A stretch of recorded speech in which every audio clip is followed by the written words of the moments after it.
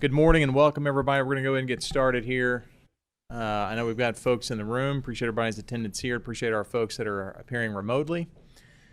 We're going to go ahead and jump right in so we have as much time as possible on our meeting this morning. So with that, I will ask Madam Secretary to please call the roll. Senator Berg. Present in the room. Thank you. Senator Carroll. Present in the room. Senator Kerr. Present in the district. Thank you. Senator Neal. Present in the district. Thank you. Senator Schickel.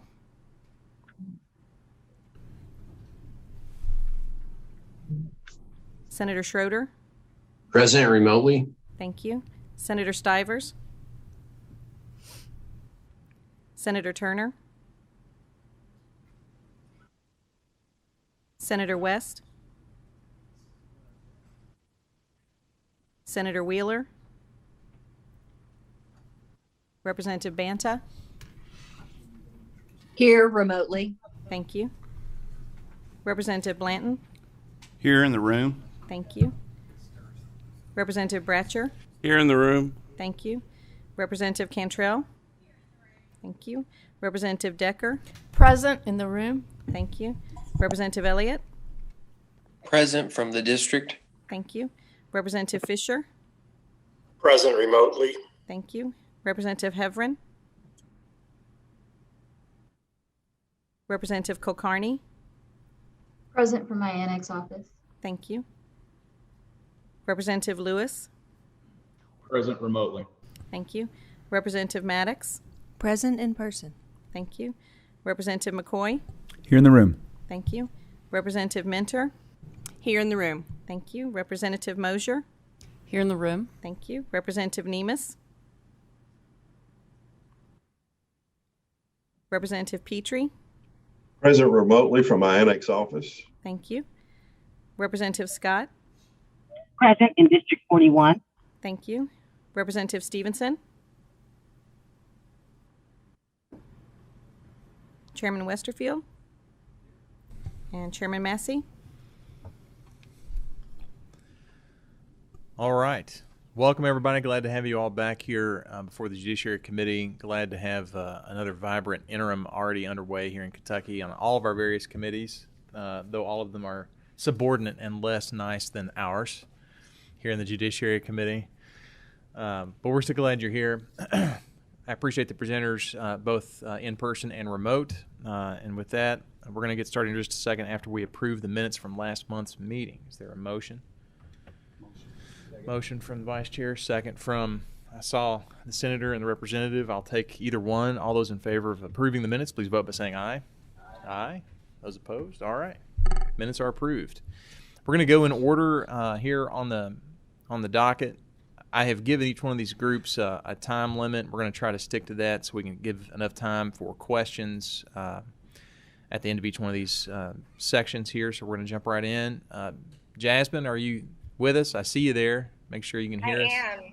Welcome. Good morning, Chairman Westerfield. Thank you so much. And thank you to you, to Chairman Massey, and to the entire committee for having us remotely. And I'm sorry that we can't be there in person. I appreciate you being willing to appear remotely and provide this presentation. I think the bulk of the Judiciary Committee has not had the benefit of hearing it, and I thought it was worthwhile, so I appreciate it. You, and is Bea with you? Both my colleague Bea and my colleague Chris May are on, yes. Very good. Well, Jasmine, you have the floor. Thank you so much, Chairman. And again, special thanks to everyone for engaging with this material this morning and for allowing us to present from many different places across the country right now to you all in the Commonwealth. To quickly introduce myself, my name's Jasmine Heiss, and I direct the In Our Backyards initiative at the Vera Institute of Justice. And our work in that project is focused on addressing the rise of jail incarceration outside of major cities, in smaller cities and rural counties. What we've seen over the past several decades is that jail incarceration has continued to rise in the nation's smallest communities at just an incredible cost to taxpayers. Our colleagues at the Pew Public Safety Performance Project estimated that taxpayers spend $25 billion on jails each year for millions of admissions.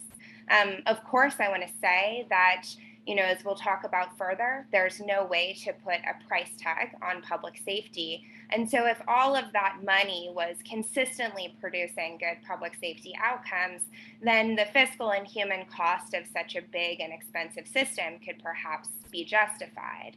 But what we see instead is that often, jail incarceration and rising incarceration, particularly in smaller areas, is actually at odds with that public safety goal. Just a few days in jail can make people more likely to be rearrested in the future, make them more vulnerable to overdose death and other forms of death, and more likely to rely on a fragile public safety net because they lose their jobs, lose their homes, lose custody of their children.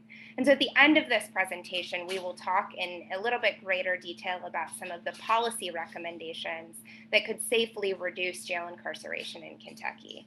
But before I do that, I'm going to pass to my colleague, Bea Halbach-Singh, who was the lead researcher for this analysis, looking at the cost of jails in Kentucky specifically across the urban to rural divide. Bea, over to you. Thank you, Jasmine, and good morning, everyone. Thank you for the opportunity to share the results of this analysis with you. The data presented here is based on reports from the Office of the State Budget Director that list actual disbursements and receipts for almost every county in Kentucky. And this analysis is based on fiscal years 2007 through 2019. And we're in the process of incorporating data from 2020 as well. So you'll see a preview of that in this presentation. For this analysis, we looked specifically at two types of data. So we looked at jail expenditures, which include all expenses tied to the office of the jailer, the housing of people convicted of Class D felonies in county jails, and work release for people being held for the State Department of Corrections. This also includes debt service, administration costs, and capital expenses tied to the jail fund or the jail construction fund, but this excludes juvenile detention services. We also looked at specific types of jail revenues, including payments from the Kentucky Department of Corrections and from federal authorities to house people in jails, as well as revenues from different types of jail user fees. And we were interested in examining several questions with regard to spending on jails in Kentucky. First, we wanted to understand how much do counties spend to house people in jail in total and as a percentage of their total county budget. We also wanted to know how much revenue counties receive to house people for other counties, for the Department of Corrections, and for federal authorities. We wanted to know what cost savings could be achieved from a reduction in the jail population, how much revenue counties collect in the form of jail user fees, and my colleague Chris will be presenting some information on the broader impact of criminal justice fines and fees across the Commonwealth. When we look at jail spending over the previous decade, we see that both jail populations and jail spending have tracked pretty closely together over time, and both have been increasing in recent years. From 2007 through 2020, jail spending in real dollars increased by 25%, with the biggest increases in spending occurring after 2016. From 2007 to 2019, prior to the significant declines we saw during the COVID-19 pandemic, jail populations increased by 37%. However, different patterns emerge when you look at the change in spending across the different types of communities in the Commonwealth. Jail spending has risen the most significantly in suburban counties and in rural communities, with far less change seen in smaller communities and in Louisville and surrounding Jefferson County. And we also saw that in 2019, rural counties in Kentucky spent a greater share of the total budgets and a larger amount per capita on jail costs than any other type of community. And to some extent, this isn't too surprising because we know that rural counties also have the highest incarceration rates in Kentucky. And this is true for both the total incarceration rate as well as the local incarceration rate, which excludes people held under state and federal authority. Even though almost all counties saw reductions in their jail populations during the COVID-19 pandemic, rural communities still have the highest incarceration rates in Kentucky by far, and over half of all people in local jails in Kentucky were in rural areas as of June 17th, 2021. Taking a closer look at spending on jails in 2019, the average county spent $3.4 million, or 15% of its total budget, on jail expenses. This amounts to about $90 per resident. And in total, counties across the Commonwealth spent over $402 million on jails. However, it's important to note again that there's significant variance across the Commonwealth, both in terms of what counties spend on jails overall and the makeup of these costs. In 2019, counties spent anywhere from 3 to 72% of their budgets, and anywhere from $5 to over $1,000 per resident on jails. And this reflects the different types of jails that exist, including life safety jails and regional jails, as well as counties that don't have a jail and that outboard people to be housed in other counties. The variance also reflects the different ways that jails are used across the state in terms of who makes up the jail population. So we know that in 2019, for example, 70 out of the state's 120 counties housed people for the Department of Corrections. 41 counties held people for other counties, and 22 counties held people for federal authorities. I pulled out just a few counties to highlight some of this variance. So Fulton County is a rural county in the western part of the state. It was at the higher end of the spectrum, spending 72% of its budget, or about $6.6 million on the jail in 2019.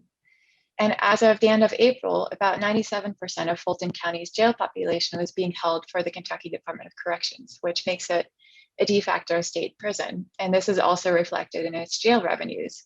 About 73% of its jail revenues come from the state. By contrast, Carlisle County is a neighboring rural county without a jail, meaning it contracts with other counties to house people in their jail. It was on the lower end of the spectrum, spending about 3% of its total budget on jail expenses, including the cost of contracts with other counties, as well as the jailer's salary and transportation costs associated with moving people. And finally, Caldwell County operates a life safety jail, which means it cannot hold anyone for the Department of Corrections. And you can see that again reflected in its jail revenues. So very little revenue came from the state. The overall spending on the jail was less than average, about under $1 million, and about 14% of its annual budget. And actually, we see that that life safety jails, along with counties with no jail facilities, actually, and counties with regional jails, spend significantly less per resident and as a percent of the overall budget than counties with a full service jail. Counties with a full service jail spent about 16% of their budget on average, and $98 per resident on jail costs, while counties without a jail spent about half of that on average. With regard to the makeup of these costs, we see that personnel expenditures make up the majority of spending, followed by contracted services. Personnel expenses include salary and benefits for full-time and part-time personnel, including the elected jailer. And contracted services include things like maintenance and repair services, janitorial services, some construction costs, and contracts with government agencies for services, including medical contracts. So as I mentioned earlier, one of the goals of our study was to estimate potential cost savings that could be achieved by reducing the jail population.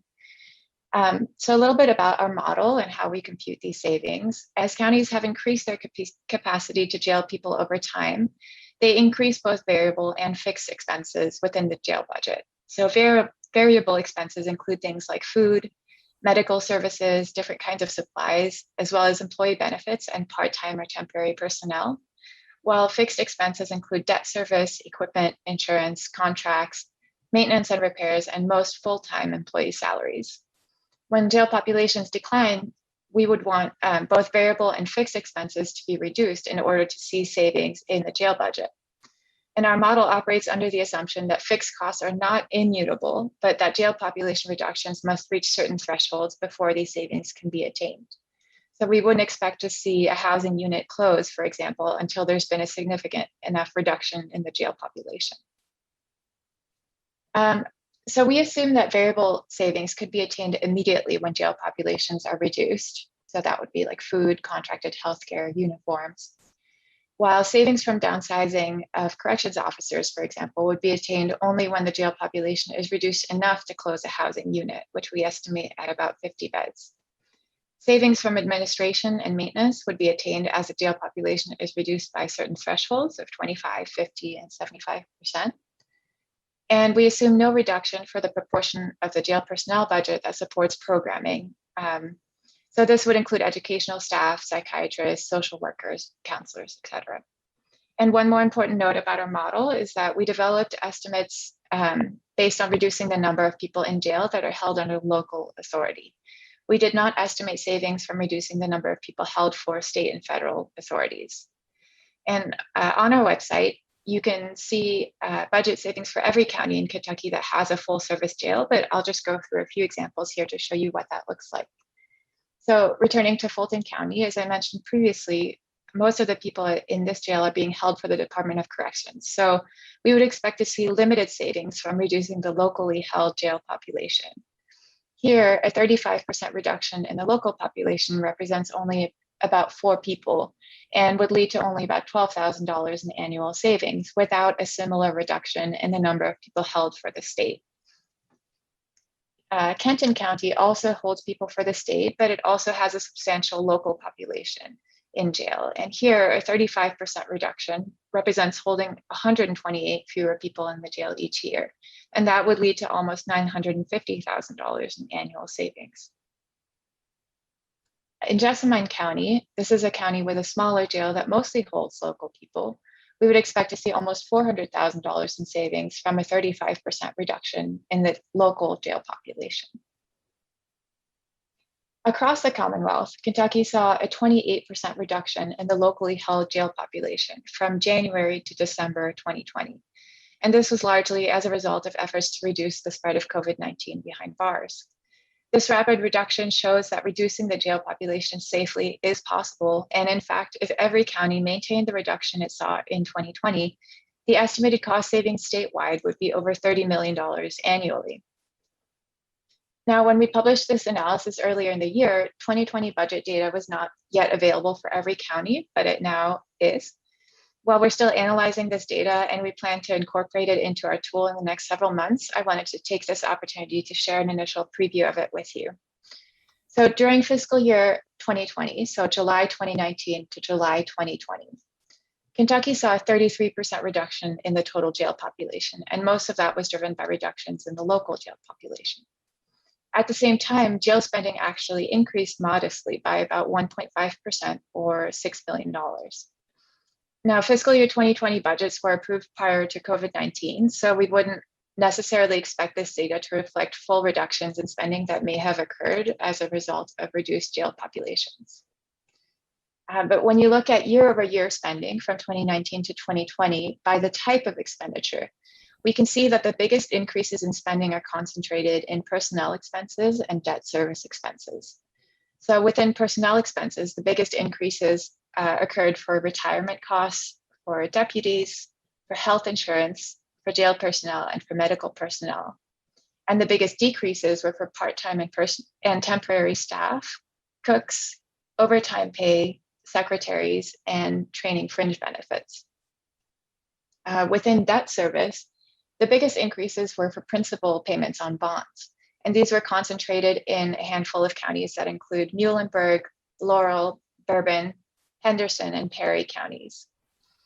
Within contracted services and capital outlays, we saw cost savings that occurred from reductions in building construction concentrated in Laurel and Rowan counties, and reductions in contracts with government agencies. I was curious to see whether the counties that saw the greatest jail population reductions also saw the greatest savings. And the evidence on this seems to be mixed so far. So some counties like Kenton, Pulaski, and Jessamine counties saw increased spending despite reductions in jail populations. And this was mainly due to construction and increased personnel and health costs. While other counties like Lee, Allen, and Meade counties saw reductions due to reduced spending on operational expenses, capital outlays, and contracts. And notably, the top 10 counties with the biggest decreases in total jail spending over fiscal year 2020 were counties with no jail, and cost savings were primarily due to reductions in contracts with government agencies. So moving on to jail revenues now. The majority of jail revenues come from intergovernmental revenues, followed by surplus, borrowing, and transfers. Most intergovernmental revenues come from the state, and the vast majority of those revenues are for Class D felon payments and for housing people for the Department of Corrections. Some counties receive up to 86% of their jail revenue from the state to house people for the DOC, and up to 60% of their jail revenue to house people for federal authorities. And it's worth noting that there are some perils to relying on this revenue from the state to fund the jail. So we've seen that counties can be saddled with debt for years when they've decided to expand or construct new jails, and the projected numbers from the state don't come through. And we also know that the revenue that counties receive to house people for the state is potentially precarious as a result of the reclassification of Class D felony offenses to misdemeanors, although the full impact of defelonization merits further analysis. There are non-budgetary considerations as well. So prior research from the state auditor showed that the practice of housing people for the state caused or exacerbated overcrowding in 70% of Kentucky's jails, with negative impacts on facility safety and access to programming and services for incarcerated people. So looking briefly at what happened to intergovernmental revenues and jail fees in fiscal year 2020, we see that revenues from the Kentucky Department of Corrections decreased by about $6.6 million, which reflects a 25% decrease in the number of people held for the DOC during this time period. We also see that revenues from the federal government to house people increased by about $4.5 million, although the number of people held in jails for federal authorities stayed about the same. So I would assume that federal per diem payments may have increased during the pandemic period. Jail fees actually increased by about 3% year over year. Telephone commissions increased by the most, going up about $600,000. And after that, the type of jail fee that increased the most was actually called a general prisoner population fee, which increased by about $235,000 or 42%. And this is a fee associated with work release. It's paid by people who are serving out a felony sentence in jail as a condition of conditional discharge or probation. And this amount is actually deducted from the amount the DOC pays the jail for the cost of housing that person. So looking a little more closely at how much jail revenue counties collect in the form of jail fees and charges, on average, counties receive only about 5% of their jail revenues from jail fees, but this represents more than $24 million extracted from some of the state's poorest residents in 2019. The chart on the right shows these fees for Fayette and Jefferson counties, and the chart on the left shows all other counties in Kentucky. So as you can see, these fees include telephone commissions, fees charged to people for being on work release, fees charged people for the cost of their incarceration, as well as home incarceration fees, bond payment and bond acceptance fees, and warrant service fees, among others. Again, telephone commissions represent the largest source of revenue drawn from incarcerated people. And it's worth noting also that the phone commissions that county generates is only a portion of the total cost of fees charged to incarcerated people to stay in touch with their loved ones. In total, these fees are just a slice of what we can see that comes in through the jail. And I'm going to hand this over to my colleague, Chris, now to speak a little bit more about the impact of fines and fees more broadly across Kentucky. Over to you, Chris. Yeah, good morning, everyone, and nice to be here with you remotely. My name is Chris May, and I lead a body of work at the Vera Institute that seeks to understand the role that fines and fees and court costs play in the justice system more broadly. So including things like jail fees that Bea was just discussing, but also conviction fees, fees for things like probation, all kinds of charges on people throughout the system. Go ahead, next slide. So there's a couple of key questions that we ask when we're studying fines and fees. The first is sort of what's the impact on the individual? And we see this in Kentucky, we see it across other states that we study too, is that fines and fees quickly start to add up. This is just a— Hey, Chris, I'm sorry to interrupt. Sure. Are you able to hold your mic or turn your volume up any? Or can we turn the volume up in here any little bit? Yeah. Is this any better? Hey, there we go. Okay, let's try that. Thanks for flagging that. I had a couple of members say that they had a little trouble hearing you, so thank you. Thanks. Right, so one of the first questions that we like to study is what are the impact of fines and fees on an individual who's in the justice system? So this is a sample of different costs that someone might face in Kentucky. It's not totally comprehensive, but we start with fines for felonies. There's a minimum $1,000 fine and a $500 fine for misdemeanors. And then fees start to add on top of that. So there's a flat $140 court cost, goes up a little bit for traffic cases. People pay a percentage fee for paying bail. They pay an administrative fee on bail, and all kinds of other things. So a fee that's charged on all cases that goes to fund child safety programs, regardless of whether the original offense had anything to do with children or child safety issues. $25 fee to pay for court facilities, 5% fee on restitution payments. Thought this one was interesting in terms of expunging records. That's a $100 fee for misdemeanors and $500 for felonies. So we like to get this comprehensive look just to see what are people facing. We know that many people who are in the justice system are on the lower end of the income spectrum, so these can quickly start to add up. Next slide. The second question we like to study is, so that was kind of the individual side. The second question is on the governmental side. How much money does this add up to from the government side? How much money are they really collecting? So the Commonwealth collected $22.5 million in criminal and traffic fines and costs, which is, millions of dollars. That's a lot of money. But in the context of overall general fund revenue, it's this pie chart. It's 0.2%. So it's quite small relative to obviously larger sources of revenue that the state collects.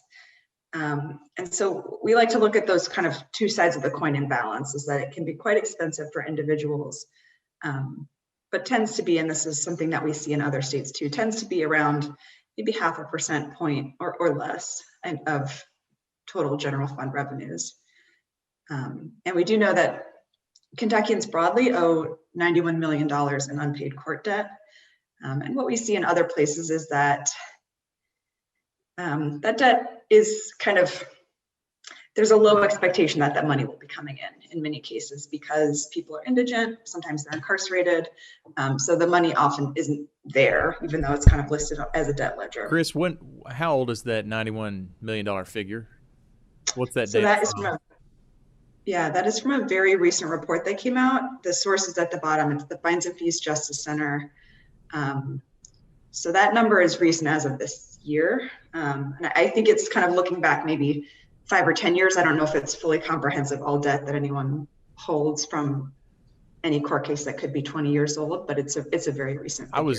I was curious, and I've raised this question with AOC, and I'm not asking you to respond to it. And AOC's not here to defend itself, but I hope to have him at a future meeting again to speak about this in particular. But one of the frustrating things about the pandemic was the discontinuation of the show cause dockets that's happened here in Kentucky. In fact, I think that's been pushed out even further. AOC could give, or if any of the other practitioners can tell me when that's going to resume, when the show cause dockets are going to resume. I don't know, and I don't think they have resumed yet. But that's eliminating a docket that holds offenders accountable for paying crime victims restitution, not to mention their fees and fines to the court. And I understand the concern about how much money that is, and that for some folks it's a hardship, but there are plenty of folks, and I prosecuted a number of them. I'm sure Vice Chair Carroll saw a bunch in his time in law enforcement that could easily afford it but just didn't. And it bothers me that they're not being held accountable and brought in and made to explain why they haven't paid the fees or the fines or the restitution that they're owed or that they're supposed to be paying. So that's why I was curious how recent that data was. My question to AOC, and I hope they can come in and talk to us about it at a future meeting, is how much of an arrearage has been built up, or how many people have not been responsible about paying since they haven't had to show up in front of a court to explain why they haven't. But that's not what you're here to testify about, so go ahead, Chris. Thank you for that. Yeah, and one follow-up that could be interesting if they're able to study this question. The state of Florida, they have a figure like this, similar, like sort of here's the unpaid court debt broadly, and they also break it down by how many of the people associated with that debt, sort of what percent of that debt is associated with people who are indigent and people who are currently incarcerated. So if they're currently incarcerated, of course, they're going to have trouble paying off the debt that they owe. If they're indigent, I think you know, just like for other things, like we sort of want to make accommodations that there's other basic needs they want to be paying and taking care of with the money that they do have. So I think that would be interesting. In Florida, it tended to be quite high, but that would kind of get at the question you're talking about, which is how to balance accountability with recognizing that some people don't have ability to pay. I think we could go to the next slide. So finally, one question that we like to study is kind of the process of collecting that money, which is the point that was just raised too. I don't have great data from Kentucky, so this slide lists some data that we have from other states, but we do know that fines and fees can be expensive to collect. So the Brennan Center, they did a sample of counties across the country and found that on average, it costs 40 cents to collect $1 in fines and fees. They contrast that with, for example, you know, the IRS collecting federal tax revenue. They spend 1/3 of a cent to collect $1. So it's because of additional court appointments and sometimes sort of jail time, all these other factors that are being brought in as like accounting for the cost of collections. And this is the stat that I was looking at before. In Florida, the courts collect only 73% of the amounts that they assess. And that rate becomes particularly low for felony cases, 19%, and fines and fees on juveniles, 31%. In Virginia, similarly, pretty low, 63%. And again, I think that in Florida, that note is interesting to counter against the share of people that are currently incarcerated or have been deemed indigent and have debt associated with their accounts. And I'm going to wrap up with some recommendations. So as part of the work that I do, we do look at reducing or eliminating jail fees. While people are incarcerated, we know that it tends to be their family members that are paying for those fees because they're not able to earn money while they're incarcerated.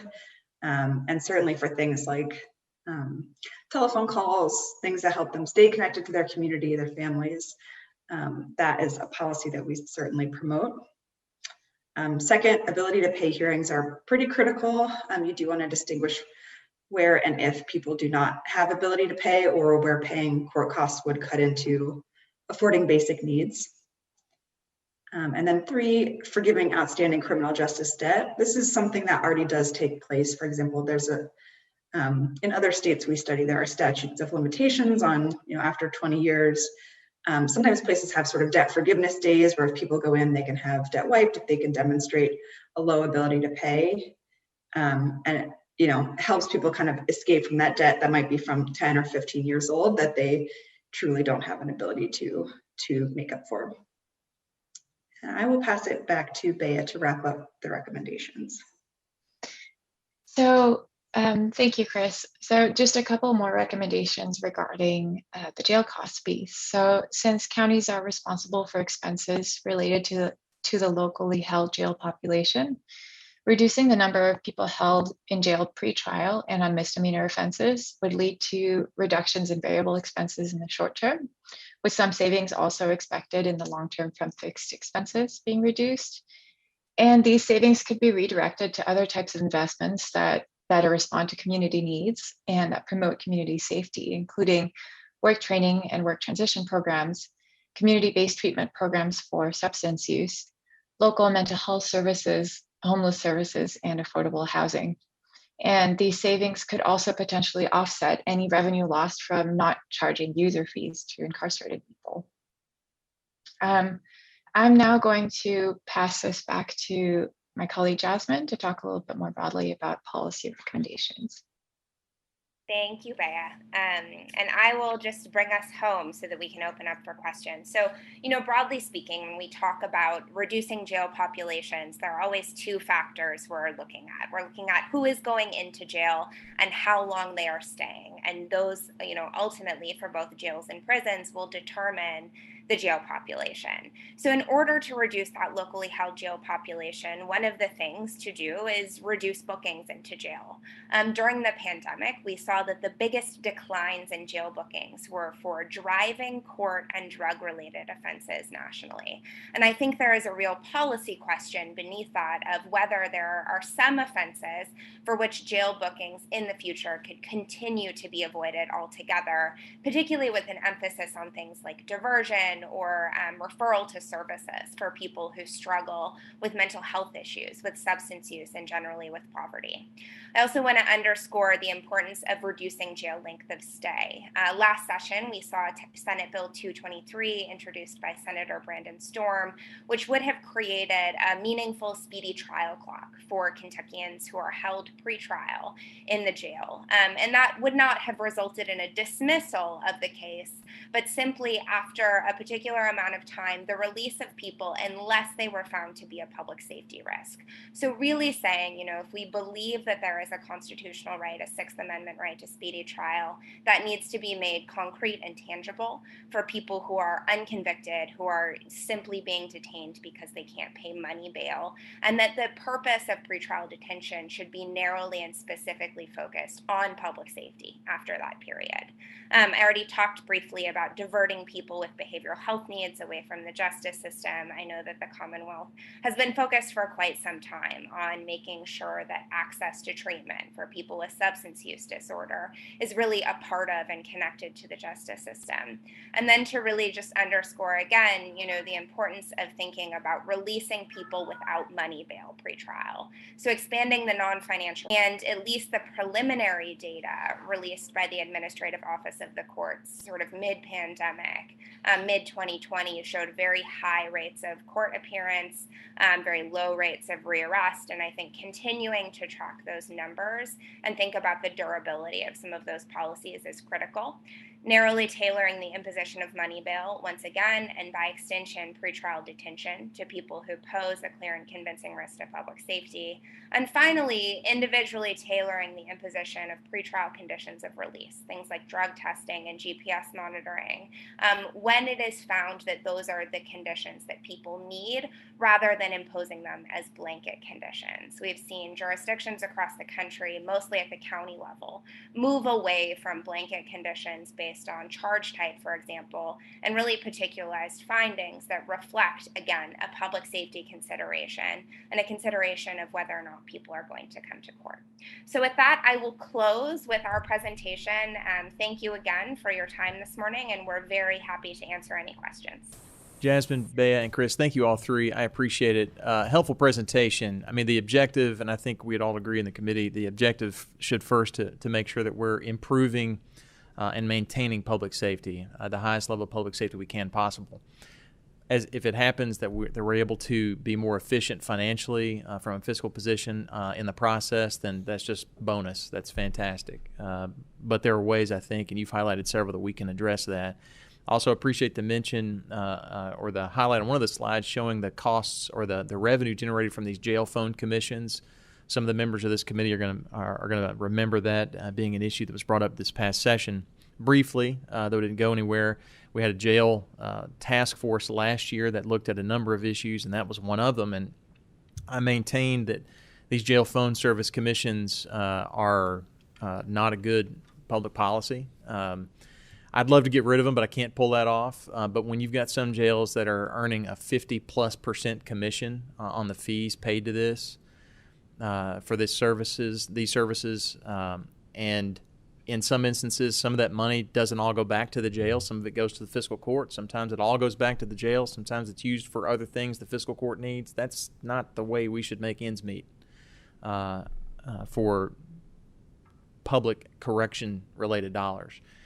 And it's usually paid by, as you talked about, some of the poorest people in our counties. If we're going to build the facilities to house folks, then the county ought to be responsible for the facilities it wants to create. The state should be responsible for the facilities it wants to create and not charge that out just because it can.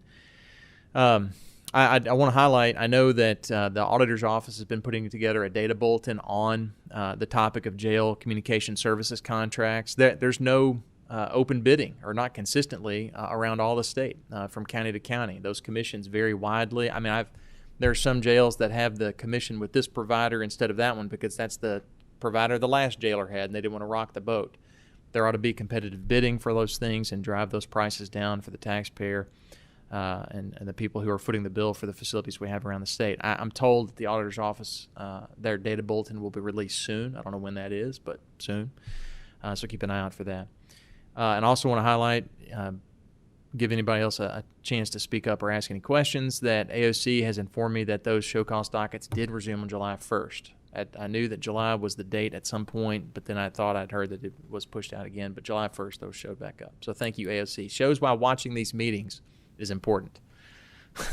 If you're not here, you might be a live target here. So thankfully, AOC responded. Any questions for these folks before we move on to our next presentation? Yeah, Representative Hevern, go ahead. Thank you so much for this presentation. I'm looking at slide number 8, where it shows the significant variance in how much counties spend on jails. And it says that the percent of county funds at the bottom. What do you mean by county funds? Do you mean like the jail funds or the fiscal court funds from the county? So that number represents fiscal court funds. So it represents everything that the counties reported to the Department of Local Government. Do you have a bigger breakdown of that? Because like I represent in the 18th District, Grayson County and part of Hardin County.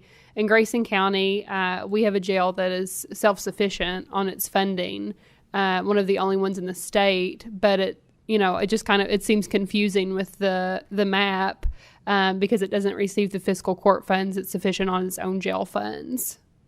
So if I could get a breakdown of that, I would greatly appreciate it, just for better understanding. Sure. I'd be happy to send you just the data that I have for those counties. And that was Grayson and Hardin counties. Is that right? Yes, ma'am. Sure. Senator Carroll. All right. Representative Nemes. Thank you, Mr. Chairman. I'm here via Zoom. I've got a question. I guess it's 1A and 1B, and that is we have a really wonderful opportunity to do some testing with the recent mass releases of people due to COVID. And so I'd like to know, and I've asked AOC this information, I think they're gathering some of it, but I'd like to know how we can best use that incident or that situation to study whether a mass release is more dangerous to the community or whether it helps. At this point, saying there's been no recidivism probably isn't very helpful because they've not been all the way through the system. So I'd like to get arrest numbers and so forth. And also, I know we're saving a lot of money. We're looking at macro level on these costs of jails. And if we release X amount of people, we'll save all this kind of money. What I'd like to know is, and I'm not actually maybe looking for names, but if we drill in, we talked a lot about Fulton County, what individual prisoners or inmates are in Fulton County Jail that shouldn't be there? I think because we keep saying the same thing every year and it's not making any progress. And I think the way that, and everybody knows my situation, my beliefs on criminal justice reform, but if we're going to convince people, I think we need to do something different. So I think what might be helpful is if we drill down and maybe do it by inmate number and say, this person shouldn't be there because there's a better way because doing this saving money, it's not working. It's not an argument that's moving the ball forward. So 2 things. 1, how do we best use the situation of COVID to learn from and to figure out, to make the point, if it's true, that a mass release does not harm public safety, number 1. And number 2, rather than these counties save all this money stuff, which is great data, that's not convincing anybody. What individuals are in jail that ought not be? Thank you, Mr. Chairman. And thank you, Representative Nemes. I think you always come with the hardest questions, but often some very good ones. I think there are several factors to look at with regard to what happened during COVID and what was the public safety outcome. Certainly for people who were released via conditional commutation from prison, people who had been sentenced, looking at things like rearrest or, the often cited figure of recidivism. I think the other sort of important look, right, on the front end, we know that even more than releases from jail, the reduction in bookings drove the decrease in the jail population. That was the bigger driver, actually, than pretrial release or alternatives to incarceration for people who were serving, shorter misdemeanor sentences, for example. So looking, I think, at the collateral consequences also of people who are booked on the kinds of offenses that weren't being booked during the pandemic, and saying what is the outcome of sort of returning to business as usual is important. And then, of course, I'd be remiss if I didn't say the other, important pretrial indicators are for people who are released, what is their appearance rate, who is coming to court, what percentage of people in facing what charges, and where are their rearrests and what for? Is it things like ongoing substance use disorder? Is it more serious charges? So really pulling apart some of that data. Chris or Bea, is there anything you want to add to that piece? I'm actually going to go ahead and I'm not going to let them respond because we need to move on. And I've got two more questions. I'm going to ask these next two questioners to ask quickly and you all to respond as quickly as possible. Senator Wheeler. Thank you, Mr. Chairman. And this piggybacks a little bit on some points made by Representative Nemes. Obviously, I think as a society, we want less people jailed, but, there's also a question, I think, as legislators as to who bears the cost for bad behavior. I'm getting a lot of complaints from counties that I guess that, the incarceration cost as we move down into more and more misdemeanors is being disproportionately borne by the counties. And also that, a lot of their complaints are that it occurs in municipalities and that, the cities bear no cost for incarcerations whatsoever. And as we, decrease the level of some of these felonies, which frankly, I think is a good idea considering some of the problems it creates with people getting jobs and things like that. Is there a, something you all might propose to I hate to use the term equity since it's bantered around in such negative contexts nowadays, but more equitable ways to spread out the costs of jailing inmates that are convicted of misdemeanor offenses between the counties and the municipalities in the state. Thank you, Senator Wheeler. It's an excellent question, and I know has been top of mind for many counties with the change to the felony theft threshold, for example, which we supported. I think one of the clearest ways to think about reducing the cost of incarceration to counties for things like misdemeanor convictions is first looking at the cost to the counties for people who are detained pretrial. Again, putting a limit on the amount of time and even who can be subject to pretrial detention while they're unconvicted will generate cost savings that are sort of prior to that conviction and they're being housed in jail. Another very clear opportunity, I think, is thinking about non-custodial sanctions for people who are convicted of misdemeanor offenses. So are there sort of less serious misdemeanors that people are serving time in jail for, where they could be serving time in the community, held accountable in another way, or, for example, earning good time credits while they're in jail? Again, thinking both about who comes in and how long they're staying, and taking some of the principles that have been applied to probation or parole, for example, and also to felony sentences, and shifting them to a county level sort of framework or analysis. Representative Blanton for the last question on this segment. Thank you, Mr. Chairman. I'll try to be brief. And we're all supportive in trying to reduce this cost for the state and for our local communities, obviously. And one of the things that you all have looked at is during this pandemic time, the cost has been saved. And we know that people's been released. There's been different things that you've looked at. You talked about decreasing in bookings that took place during this time, and I'll agree with that.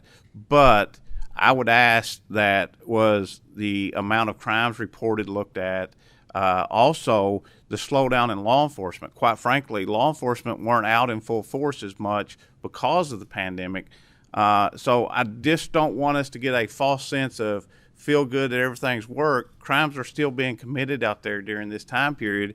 It's just they're either not being charged or they are not being reported because so many people is basically hibernated during this whole time period.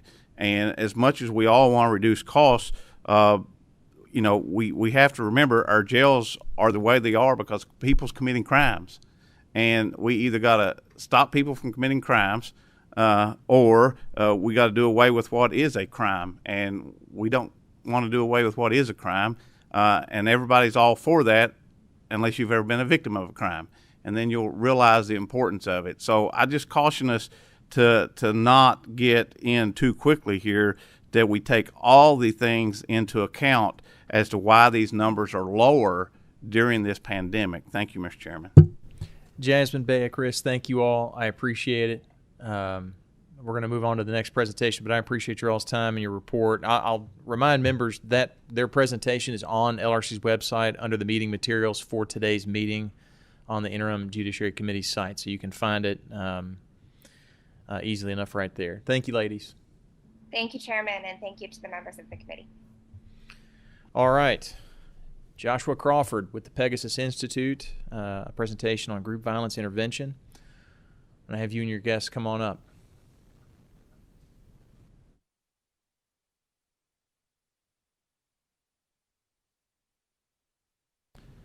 Mr. Coleman, this isn't nearly as intimidating as a congressional hearing.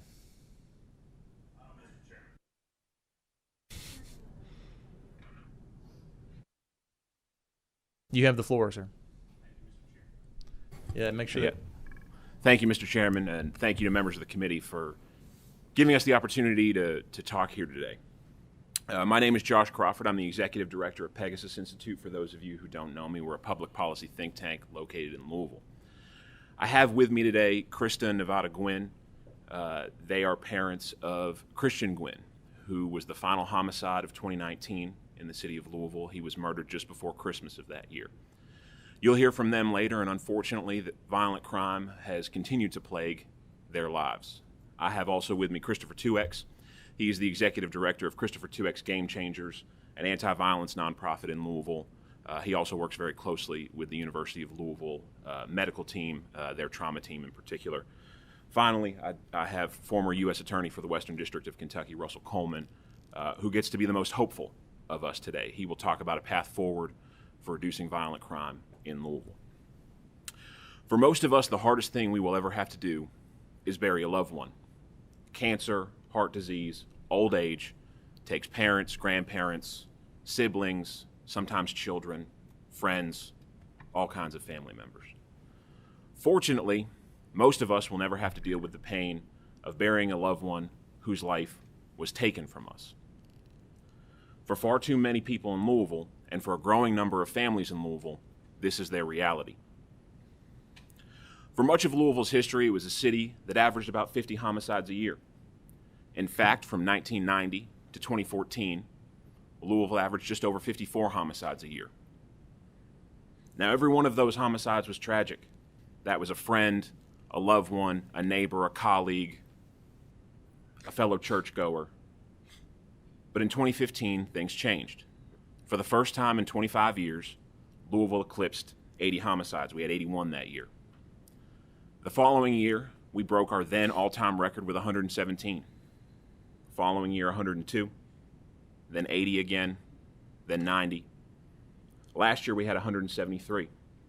That is now Louisville's all-time record. So far this year, we've had 104.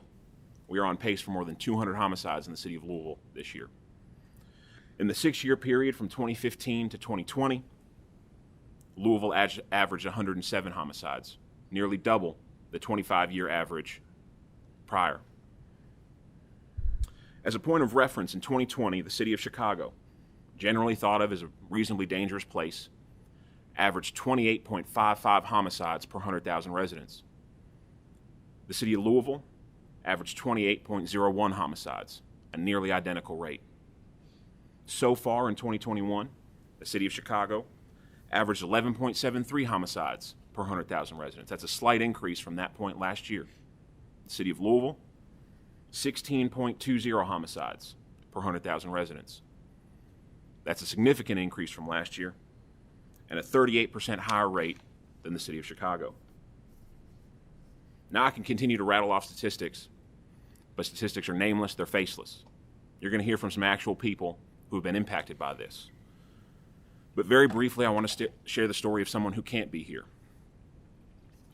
I have the distinct privilege and blessing of having a 3-month-old daughter at home. She's our first. I get to wake up every day to a smiling face. I get to wake up several times at night to a less than smiling face. But Tyrese Garvin doesn't get to do that.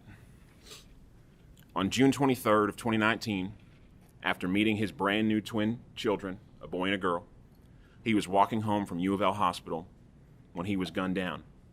He ran into a group who thought they knew better than he did whether he got to continue to live. Now, Tyrese spent 5 days in the ICU of the same hospital that his newborn twins were getting stronger in before ultimately he was taken off life support. He will never get to wake up to a smiling face. Those children will never get to ask their father for advice. He will never know the joy of walking out the door and right before you hit that threshold getting spit up on and having to change your clothes. That is the reality of homicide and violent crime in the city of Louisville. It's always been a tragedy.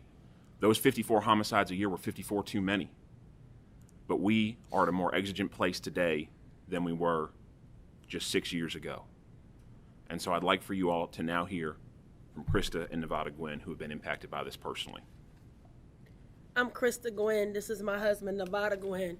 And we are the parents of Christian Gwen, who was gunned down 12/19/2019, excuse me.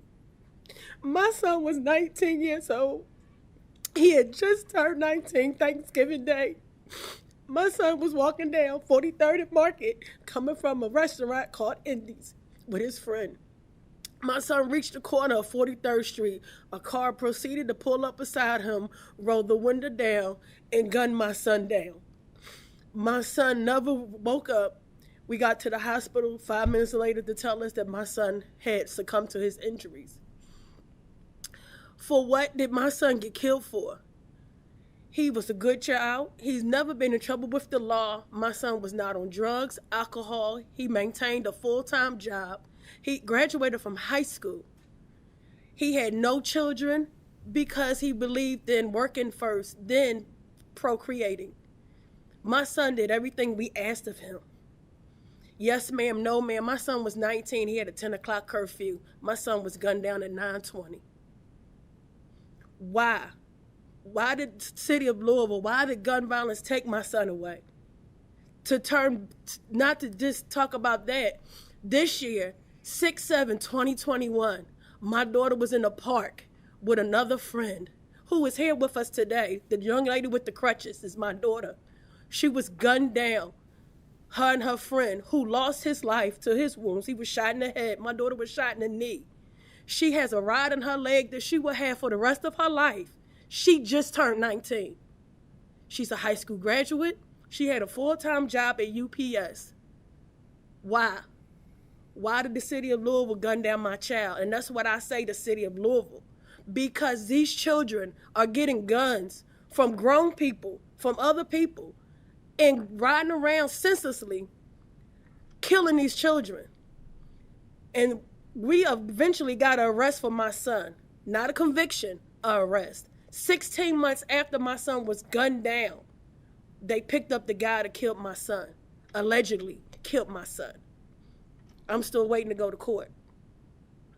When is these people going to be held accountable for killing our kids? My 13-year-old is back behind me also. I want to see her get past 19.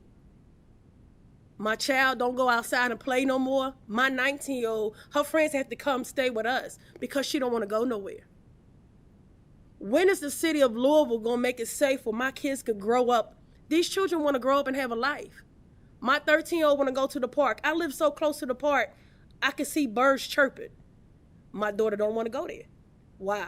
Because this city is violent. Daytime, nighttime, west end, east end, south end. It doesn't matter anymore what part of the city we live in.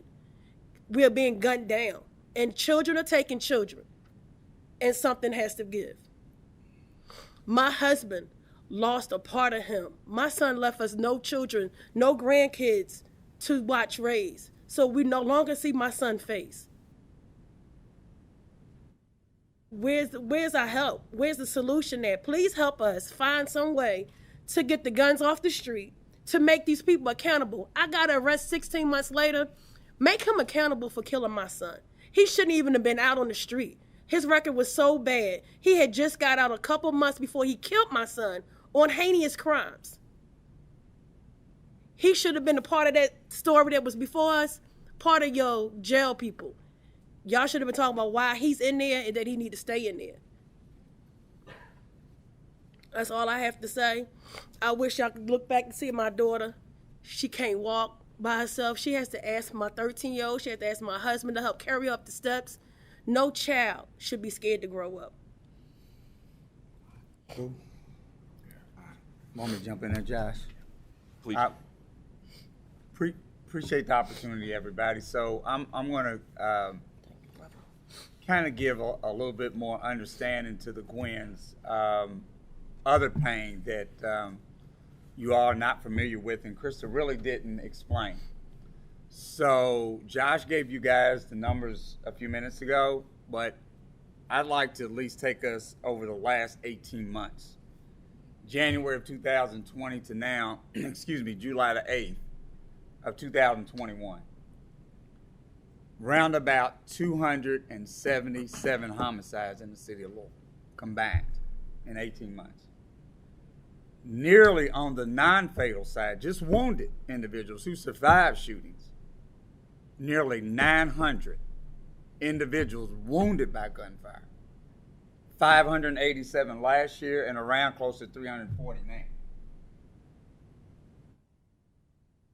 My part of the presentation they asked me to share with you all is about the impact on kids, because that's the focus of my organization. What Krista and Nevada didn't tell you guys, Josh didn't tell you guys, is they have a daughter that's 19 years old, who I'm working with in the back, who's on crutches, who just graduated from high school under COVID and proud to do so, working a job, was in a park several weeks ago. Individuals came through that park targeting somebody and shot over 200 rounds, and she got hit by one of them, shattered her leg. She's got a steel rod in her leg. And she is one of the rare non-fatal victims in the city of Louisville who had the courage to come here today just to listen to this with her parents. So we applaud Victoria Gwen and the courage she's got to even be here today. What I want to quickly say before we turn it over to Mr. Coleman is there is a situation in the city of Louisville that's been going on for far too long that we title in our organization the secondary trauma, especially with kids. And we categorize that in an A and B category. The A category is where kids live in dwellings and houses and in spaces where bullets come flying past them and hit, but they don't hit the kid. But that's very traumatic. The B category is kids who constantly hear gunfire in neighborhoods in Metro Louisville, where they're going through drills like disaster drills now, tornado, fire, whatever. Get under the bed, get out of the window, and that secondary trauma is real. And that secondary trauma is so real that our organization, along with U of L Health, with their medical students, trauma surgeons, and other staff members, have created a piece which is called Future Healers, where we're starting to bring these conversations, and we shouldn't be, but we are, bringing these conversations as a public health crisis conversation to kids in early childhood development through K through 8. That's not a Stop the Bleed program, but it's about getting in the right spaces now about this conversation, where I believe for at least 15 to 20 years, and I've been in this work for 20 years now, that we're behind the 8 ball because we didn't have these conversations early on. I truly believe when somebody is involved in reckless shootings as it relates to neighborhood shootings, it didn't evolve when they got into high school. They started that evolution process at a very young age that went unchecked, whether it's mental health issues and other things going on. But at the end of the day, the numbers are what they are, and they're impacting children in great numbers, and especially the traumatic experience. And I'll wrap up lastly with how many families in Metro Louisville are getting displaced by gunfire. Think about it. Fires displace families. In Metro Louisville, this is real. We have families who either get displaced by gunfire or try to hunker down and then are re-traumatized by it. And nobody has to tell me anything about the families that, at their request, I've been in their lives. But on December 1st, 2018, my own 4 grandchildren almost got hit by AK-47 rounds. They were not a target. A person was shooting at a target and hit 3 townhouses. They were in there with their mother, who is an early childhood development teacher, looking at a TV monitor with a learning game.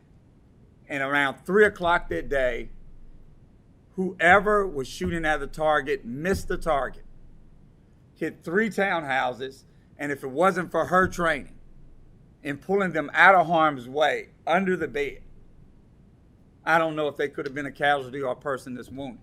But it's a deep problem. It's an issue. I'm not into the blame game conversation, but I do know one thing, that if we put the effort towards COVID like we have, rightfully so, we've got to understand that children, even if we don't want to look at the grown-ups involved in these activities, children are being really hurt and traumatized at a capacity that's really unacceptable. And I'll turn it over to Mr. Cohn.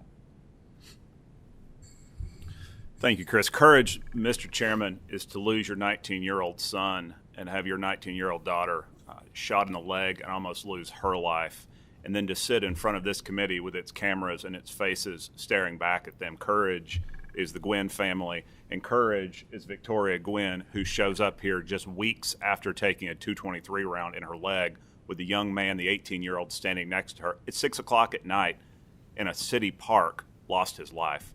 That's courage, Mr. Chairman and members of the committee. It's an honor to sit by these folks for a few minutes. Failure is what it feels like when you have 173 homicides and 567 non-fatal shootings, which was last year in Louisville. And when you serve in roles like the one I was privileged to serve as United States Attorney, or you wear the blue of the Paducah Police Department or the gray of the Kentucky State Police, it feels like failure when you have numbers like that, because we have a responsibility to mitigate those numbers. We have a responsibility to prevent that level of violence. And Mr. Chairman, we have failed in the city of Louisville. This legislature, the United States Attorney's Office, law enforcement, our elected leadership has failed in the city of Louisville. We all bear responsibility for that. At the end of 2019, I stood at a podium much like where you are, Mr. Chairman, with flags behind me, the flag of the Department of Justice, the flag of the FBI and the ATF, and I was joined by leadership of federal law enforcement. I was joined by our Commonwealth's attorney and our county attorney, and we were celebrating. We were celebrating the fact that at the end of 2019, we increased federal firearms prosecutions almost 70%, and that was a significant accomplishment, not just for numerical purposes, but we were taking the shooters off the street over the last 2 years. 70%. Bureaucratically, we were shaking that tree to have an impact. When I became United States Attorney, my direction from the Attorney General and the President was to reduce violent crime. And the tool I had in my toolkit was go after the shooters. So we shook that tree and we stood at a podium, 67% increase in violent crime. End of 2019, 67% increase rather in firearms prosecutions. But we still had 93 homicides. One of those homicides was Christian Gwynn. So despite beg, borrowing, and stealing bureaucratically to doing more and being aggressive, while at the same time going after the drug trafficking organizations, while at the same time going after those that were straw purchasing these firearms, being aggressive on the law enforcement front, we were still failing. And failure looks like Christian Gwynn. So what do? Well, one, we're humble enough to recognize that we are failing. And when we carry the burden of these leadership roles, we need to own this. And as United States Attorney, I looked around You see the numbers, you see what we were attempting to do, and I looked elsewhere for what might have been working in places other than Louisville. And so I reached out to a colleague of mine who sits to my left, Pegasus Institute, and reached out to the John Jay College of Criminal Justice in Manhattan. These are centers of data and learning. We tend, especially in Louisville, but we do this in the Commonwealth, not adopting best practices that are working elsewhere. We've got this, right? We know Louisville better. I know the Western District better. There's sometimes a lack of humility. But you look at our failure, and we have to be humble. So looking at what has worked elsewhere, I commend this book to every member of the committee. It's called Don't Shoot. It's by David Kennedy. For the last 30 years, and I was a Fed, I've been a Fed for almost 20 years, so I'll not leave this committee without giving you an acronym. GVI, Group Violence Intervention. It's an effort almost 30 years ago in Boston that reduced homicides by over 50%. It was John Jay and David Kennedy who wrote this book. They attempted something different. They essentially backed into the recognition that these aren't bad neighborhoods in places like we're talking about in Louisville or in Boston at the time. And I've made the mistake of saying they're good people living in bad neighborhoods. These aren't bad neighborhoods. They're a very small number of very violent offenders in a handful of places. And in my own nomenclature, I've got this wrong, and I've been corrected by Professor Kennedy and others. And so what was implemented in Boston 30 years ago has had an impact, has been packaged and rolled out in cities large and small, from High Point, North Carolina to Cincinnati to the West Coast. This is not a pilot project. This is not some academic treatise. This is a set of tactics that work, that reduce violent crime. And Pegasus Institute has data for every member of the committee that gives you a breakdown of how impactful this has been. And it's also failed. And that's one of the things I respect about this effort. In places where it's failed, the team has looked at the limiting factors, re-examined, and tried a different approach.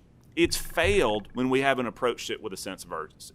It's failed when we haven't had the right people at the table and there's been internecine conflict, when folks haven't been working together.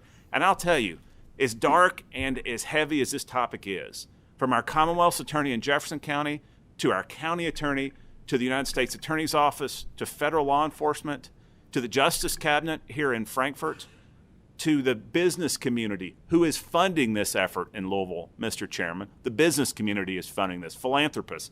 I'm not here with an ask in terms of resources. I'm not here with an ask in terms of statutory changes. I'm here for you to know what we're attempting to do in Louisville, and I'm asking for this committee and this legislature to assert its oversight. For too long, with all due respect to the members of this committee, there's been an approach to Louisville as if your authority ends at the border of Metro Louisville. We need your oversight to ensure that this is implemented correctly in Louisville. We need your oversight to track those ARP dollars that we're receiving in Louisville to ensure that those dollars that are coming into Metro Louisville are truly having the impact on violent crime, because we're getting resources. And this committee holds the purse strings, and your colleagues. We need this committee to be engaged, because what goes on in Louisville doesn't stay in Louisville. As United States Attorney, I spent time in all 53 counties of my district, including yours, Mr. Chairman, including a lot of time in Paducah. We built an office in Bowling Green for the first time. We plussed up our office in Paducah, the largest that we've ever staffed that up. And in conversations from Bowling Green to Paducah, when I talked about the priority of reducing violent crime in Louisville, I expected the pushback, right? Golden Triangle, resources going to Louisville. And what I received sometimes from folks like Tommy Loving, who's testified in front of this committee, No Shrinking Violet, on behalf of narcotics officers, was that response. Because Louisville, as much as we're proud of the thing we export, we are exporting violence and dope to the rest of the Commonwealth. So many of your jurisdictions, and I see Representative Blanton nodding his head, so many of your jurisdictions, particularly in West Kentucky and Central Kentucky, you receive your narcotics and a nexus to violence out of Louisville. It's not just bourbon. It's not just great trucks. We are exporting violence to your jurisdictions. So no longer can we say what goes on in Louisville stays in Louisville. I'll close with this. You've heard data. and you've seen the face of what violent crime looks like in Louisville. Let me give you two other lenses by which to look at this. As a young FBI agent, probably the most significant lesson I learned at Quantico was one that involved me being shot with paintball guns for not learning it right the first time, and that is cover and concealment. Cover and concealment, the most significant tactical tools you learn. To get behind something, to stop around, to get behind something. Some of you will recognize the name DeQuante Hobbs. He was a 7-year-old little boy that on the weekend of his birthday in the Russell neighborhood was playing at his kitchen table in 2015. He was playing on an iPad. He was quite literally eating birthday cake on a Sunday night. And because of some gunplay in the street, and ultimately we have prosecuted the shooter, as have our colleague Tom Wine, because of some gunplay in the street, this 7-year-old was shot in the neck and died. That story is well known. But what's less well known is what his mother did when she heard the round. We just had a great weekend with fireworks. We're used to, at least where I live, you hear them for weeks leading up to it and weeks afterwards. In our neighborhoods, when we hear pops, those are fireworks. In the neighborhoods where my friends live, in the neighborhoods where DeQuante Hobbs lived, those aren't fireworks. And so DeQuante Hobbs' mom knew to immediately, instinctively seek cover and concealment, to get behind something. The Gwynn kids sleep in places in their house that are behind cover and concealment. Members of this committee, in our largest city, and Colonel Stevenson, you know this, in your district, in our largest city, we have Kentuckians who instinctively utilize cover and concealment in their daily lives. And we're okay with that in this Commonwealth, apparently. The other thing, and I will close with this, I see a lot of parents and a lot of grandparents, and like me, your house is probably inundated with the sounds of Frozen. The first one, and the second one's a little less singing in the sequel. Those songs permeate through your heads. Well, let me share with you an experience I had with Frozen, and it involved a beautiful structure about the size of that dais in front of me in a church in West Louisville. It was a frozen coffin, beautiful coffin. And in it was a 3-year-old little girl named Trinity Randolph in August of 2020. Trinity Randolph was playing in her playhouse in Louisville when she was murdered at Retribution along with her father. She was playing in her playhouse, a 3-year-old. And I stood with the special agent in charge of the FBI and her mom in front of a Disney coffin with a beautiful little girl with her tiny little princess shoes. That's Louisville. That's Louisville. And as much as this is dark and this is heavy, and it's not Pollyanna, look, this group violence intervention project is not going to address educational outcomes. It's not going to address economic development. And my hat's off to what this legislature did last session, looking at the TIF financing led by President Stivers. I'm sorry he's not here, so I can praise that. That's all positive. We need those things. But much like the emergency room, if you don't stop the bleeding, if we can't get a handle on violent crime, then these economic development efforts and educational efforts and job training efforts will all fall flat. If you can't walk out your front yard or eat birthday cake at your kitchen table without losing your life, all of this falls flat.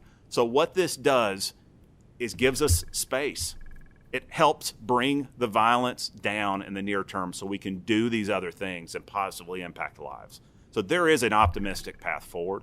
It is funded by the business community. We are starting to roll it out in Louisville. It's been delayed somewhat by COVID, but the ask is not a legislative one and it's not an appropriation one.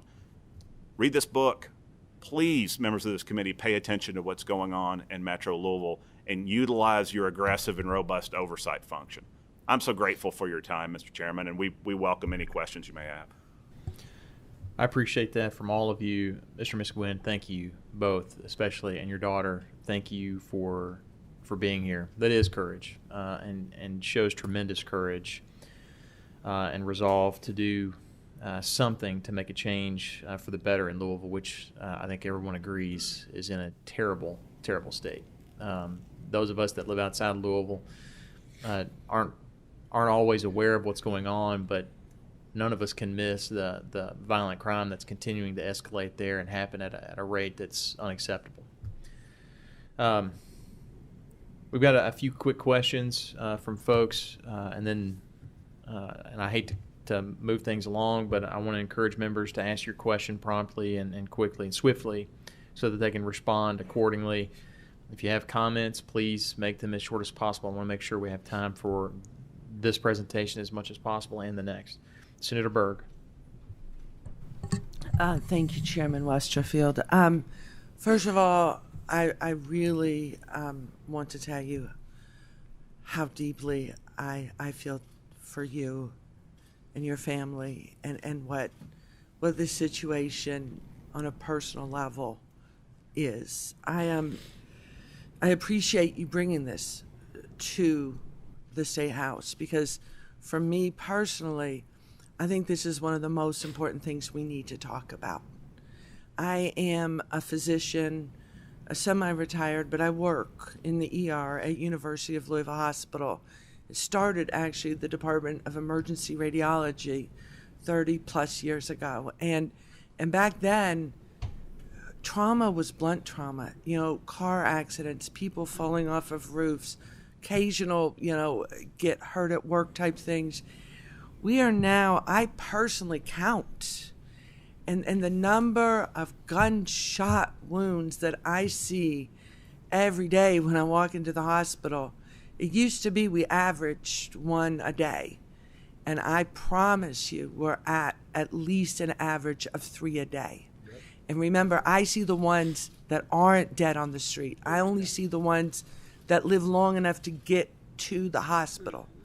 This is a crisis. This is an emotional and social crisis. This is an economic crisis. The cost of this gun violence is amazing. And one of the things that I see, and I'm seeing more and more and more, is we have children shooting children. Children's Hospital doesn't want to take major trauma in 13, 14, 15, and 16-year-olds. They want those to go to university. So I am seeing literally 13 and 14-year-old girls coming in shot up to kill. I mean, it is like, and I've asked, and I ask, and I ask, how do these children get these guns? It is illegal for them to have this gun. Where did it come from? How is it in their hand?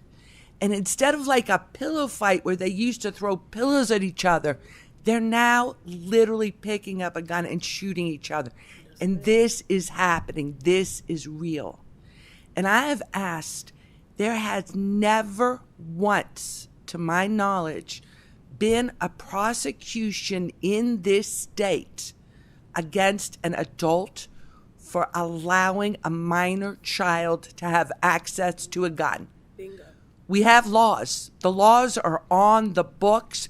I want to know, guys, why aren't we using them? Right. Why are we allowing our children to walk around with guns and not doing anything about it? And I ask, and I ask, and I beg, and I plead, and I am so thankful to everybody here that you have the wherewithal to come and bring your story and share it with us, because this is a horrible, horrible misjustice, and it needs to be fixed. And thank you. Senator Carroll. Thank you, Mr. Chairman, and Wins, thank you all for being here. And I'm sorry for the struggle that you're going through. I'm sorry for your loss. And I caught myself, as you all were telling your story, sitting here gritting my teeth, becoming very angry. Law enforcement officers are willing to risk their lives every day to prevent things like is what has happened to your family. And law enforcement officers in today's world are attacked on a daily basis, physically, verbally. They are baited. They are hated in our communities. In Louisville today, they are hated. These are the very people who are willing to risk their lives to prevent what happened to your son. That's got to stop.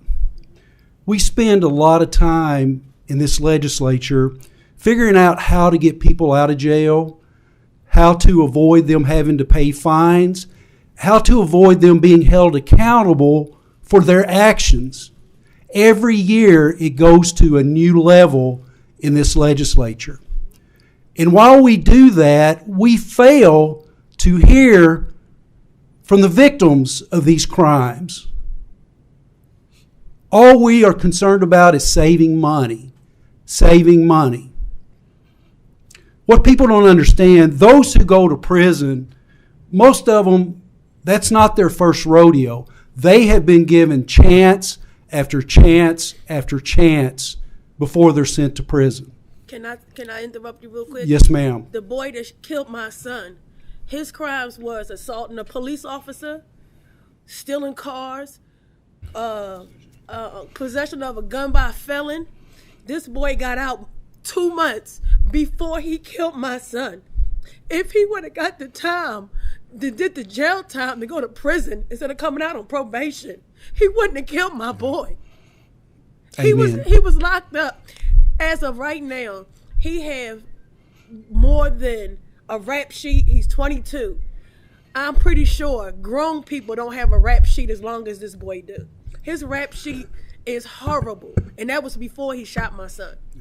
Why was he out on the street the night he shot my son? Ma'am, I agree with that totally, and I want to try to move through this as quickly as I can, but we are right. You are right. We make blanket policies, and we don't think about who all these policies affect. And we don't think about it. We've got in our mind, we've got in our thoughts, in the bubble that we live in Frankfort, that these are good people who just made a mistake. Ladies and gentlemen, these are, for the most part, the people that are in prison, they are not good people. They are criminals who have violated their fellow citizens. But yet we victimize criminals today in our society. We have forgotten about personal accountability for any actions. And as a result, we got things like what is happening in Louisville today. Families that should not have to live in the conditions that your family lives in and all the others that live in the western part of Louisville. That is unacceptable in this Commonwealth. But instead of focusing on those issues, our public is attacking our police officers, our governmental bodies are victimizing criminals, and people are dying because of that. You're right, we are failing. We are headed in the wrong direction. We need to be protecting our people rather than trying to protect the criminals. Letting criminals out because of COVID, some drug dealers just as responsible for taking lives as going and shooting a kid in the head. Every bit as responsible. Those who traffic in narcotics, but yet we let them out. For political reasons. Make no mistake about it, for political reasons. While our kids are dying and we're not focusing on those issues. My final thought, and maybe this, and I guess this is turning into a question, what do we do in Louisville? My experience tells me, as a police officer, much of my career spent as an investigator, when I go into a minority community working a homicide, I get zero cooperation. There are law enforcement officers in Louisville. Louisville needs some work in their police department, and I think everyone knows that. And I've said this time and time again. The change at Louisville Metro PD has got to come from the men and women in uniform wearing the badge. That's where it's got to come from, those who are out on the streets every day. If there's going to be a culture change within that agency, that's where it's got to come from. And there are men and women wearing that Louisville Metro badge, as I said, that today will go in and risk their life to save any child in the west end of Louisville. But it's got to be a two-way street. The people have got to open their arms and embrace the very people that they hate today. And until that happens, until there is a partnership, until there is a coming together, and until there is some trust built between those two parties, it's not going to get any better. Who else is going to do it? If it's not law enforcement, who's going to do it? But they have to have the community's support. They've got to go into a community. They've got to know that there's information to be had there. There's assistance. There's cooperation. You should not have to fight a community to solve the murder of a member of that community. That's counterproductive to everyone. And Mr. Chairman, I'll stop there, but it's just a lot of frustration over recent years built up over this, and I guess this just kind of brings it to a head. You all shouldn't be going through what you're going through today. Kids shouldn't have to be sleeping in tubs to avoid being shot in Kentucky. This is our state. Let's stop attacking the very people who risk their lives to protect us. Let's help them. Let's give them the opportunity to change their culture, to do better for our Commonwealth, to do better in the city of Louisville. And you're going to see change. You're going to see those numbers come back down. You can't defund the police, criticize their every movement, every action, and expect a crime rate to go down. It's going to go up because there is no respect for officers, and those who would abuse them, those who would take advantage are going to do that. They're going to bait them at every opportunity they get, and the whole system falls apart. And those men and women in that uniform, 99% of them want nothing more than to protect and serve your family and every other member in that community and in that entire city. That's all they want. It's got to be a partnership. That's what we have to move towards. What do you all see? What do you all see as the answer? Mr. Chairman and members of the committee, you are bringing this back, Senator Carroll, to why we're sitting here. Other than highlighting how bad it is, we do need a reset in Louisville on a number of fronts. When I'm talking about group violence intervention, that's I'm, again, not Pollyanna enough to say that's the total reset, but it is a brick towards building a bridge where there is a great chasm between many of these communities that are most significantly impacted by violent crime and law enforcement. It is a brick, and I would encourage you. This is something that's been taught at the Southern Police Institute for years. This isn't new, but I would encourage the committee to learn about this process and ensure that it's implemented the right way in Louisville. I would also encourage, we have new leadership of LMPD. I would encourage this committee to talk to our chief. Many of us are optimistic about our new chief and our new command staff, but there seems to be also this chasm between Frankfort and Metro Louisville government, that there has been this hands-off view of Metro Louisville. It is either a part of this Commonwealth or it isn't. It is an economic driver, but we also need this committee to be engaged in your oversight function in Louisville to ensure that your dollars are being spent the right way towards tackling violent crime. This police department isn't Louisville's police department.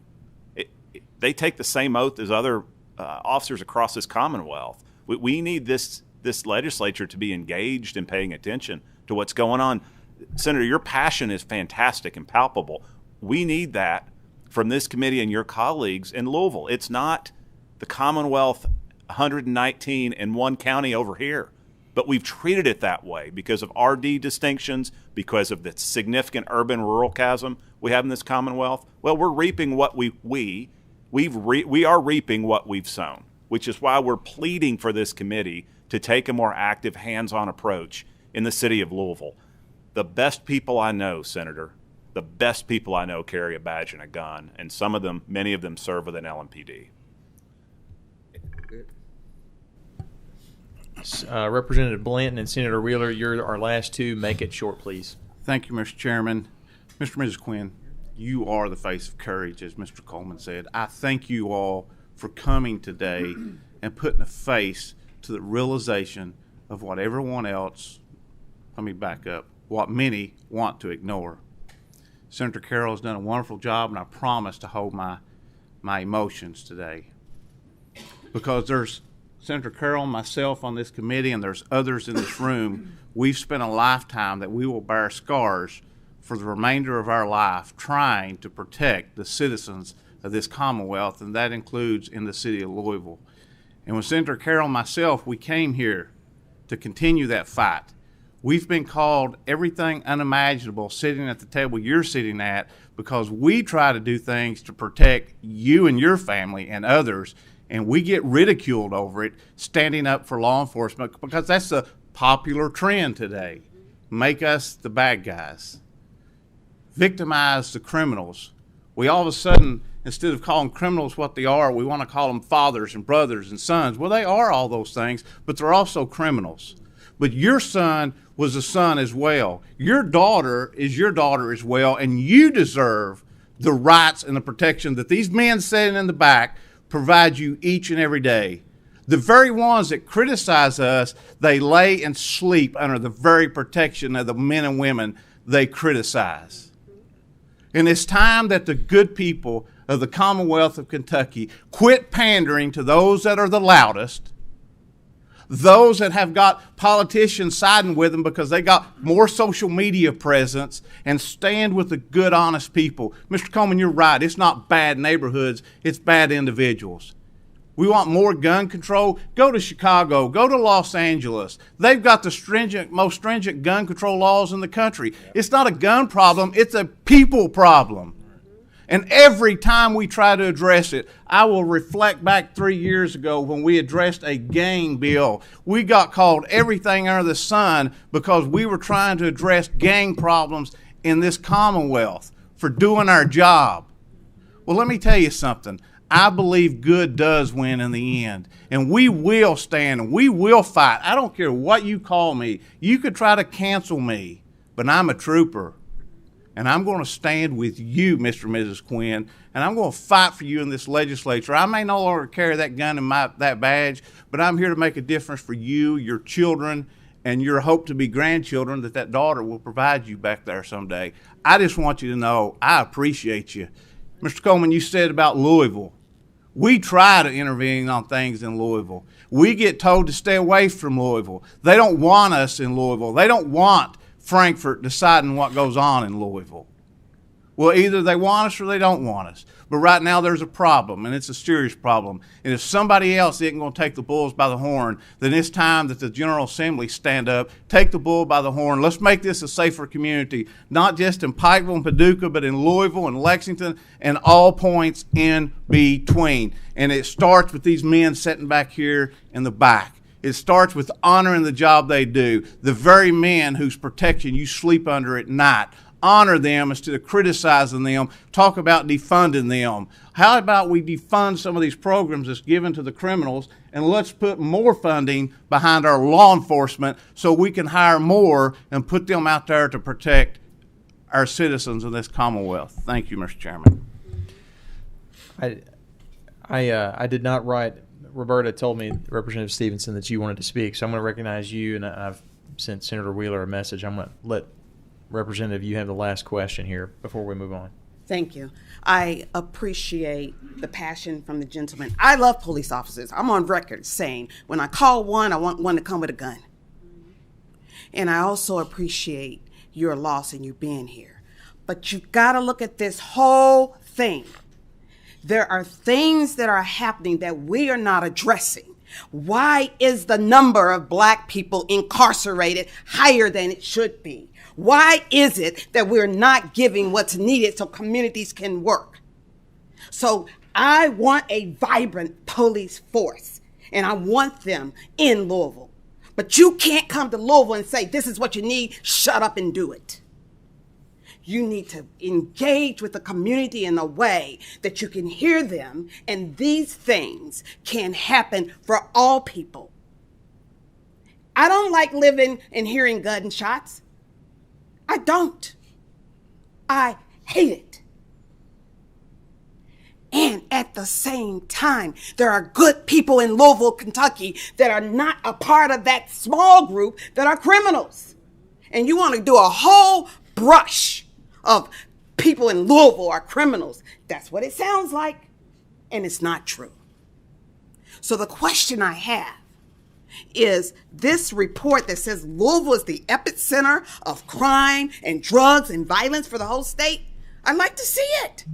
I want to see what that data is, where we keep using these broad strokes to paint Louisville as bad and somebody needs to come in and do something. I want to see it. And then I want us to sit down and talk about what really needs to happen.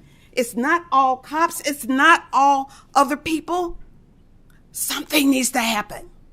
And if it's going to happen, it's going to be because we're in communication and not because we're throwing arrows at each other. And for all the policemen, I'm in the Air Force. I was in the Air Force. I say that I stand with you. And what I will say is, in the Air Force, I knew when I was going to get shot at. And you don't have a clue. It's an everyday phenomenon.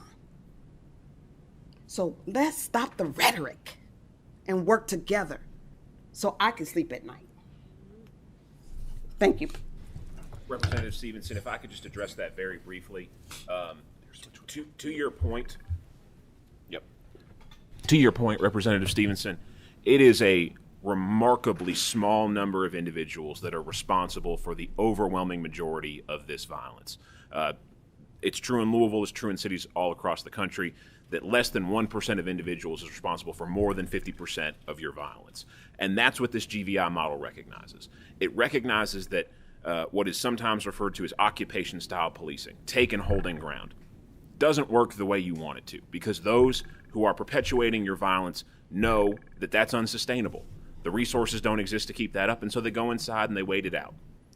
GVI, by contrast, recognizes that small number of individuals and hyper-targets those individuals for both enforcement and services. Those are the folks most in need of our attention from law enforcement, and those are the folks most in need of our attention from a social service standpoint. And so GVI has the opportunity to not only help bridge that gap between law enforcement and the community, but recognizes some of what you're talking about in that it is a small number of perpetrators in the grand scheme of things.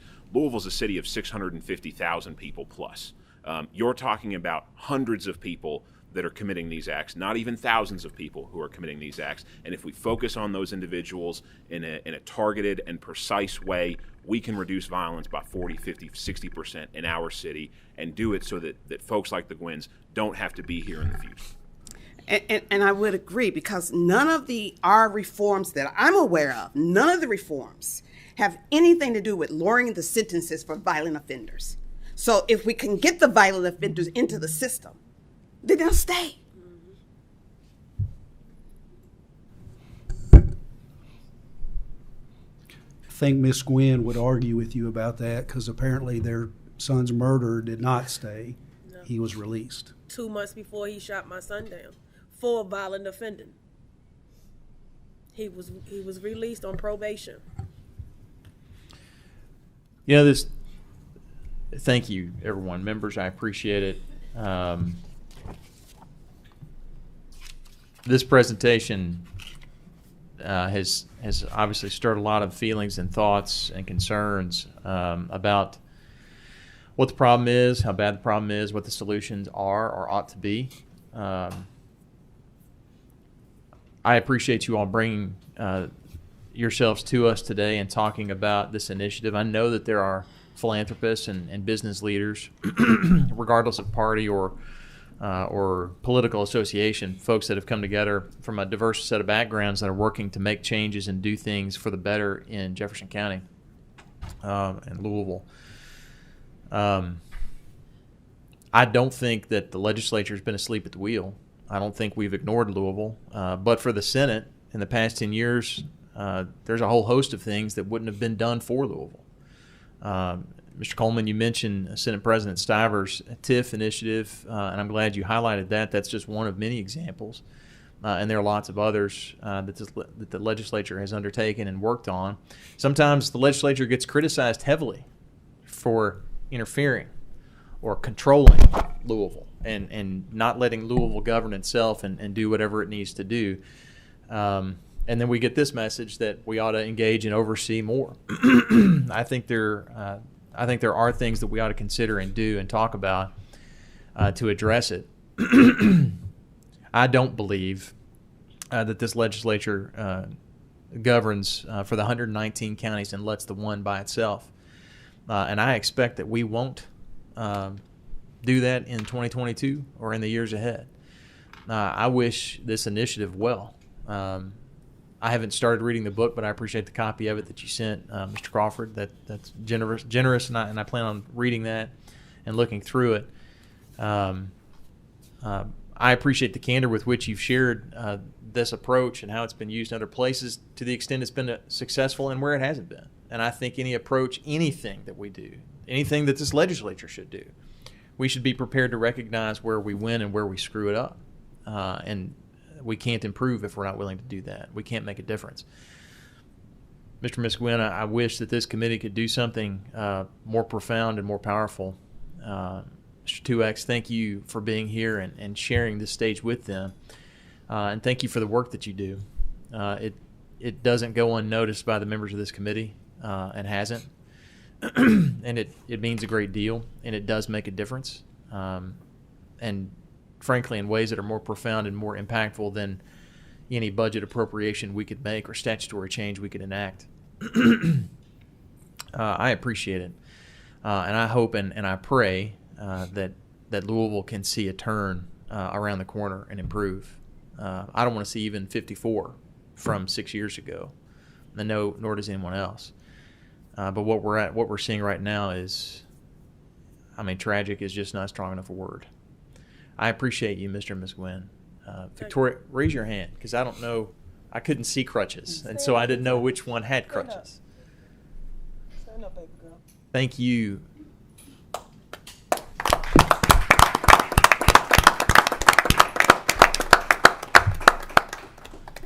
Thank you.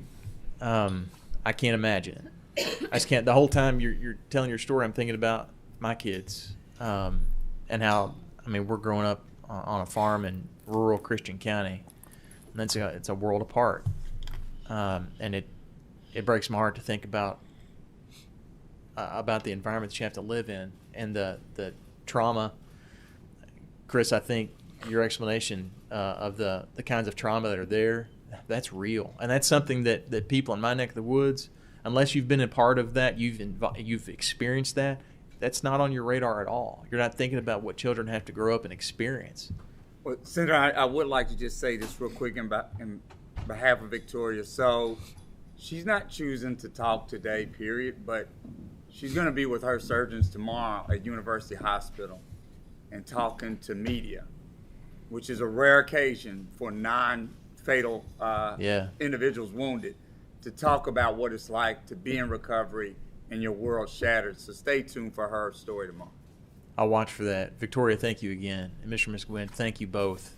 And I'm so sorry. I am so sorry. And that seems hollow, but I'm sorry for your loss. And I thank you for your willingness to come and share today. It means a great deal to me. Thank you for listening. Thank you. We always will, and the door is always open for you, for all of you. With that, members, we do have one more item on the agenda, but because we are out of time, and I want to give Senator Carroll an opportunity to dig deep into this, and we had hoped to give him more time than we can give him today. I'm going to let him speak briefly on that before we move on. Okay, the topic that we had planned to discuss today came about a few weeks ago when Senator Girdler asked me to help a young man named Tyler Whitworth, who is here in the back. Tyler is from Alabama. He came to Kentucky.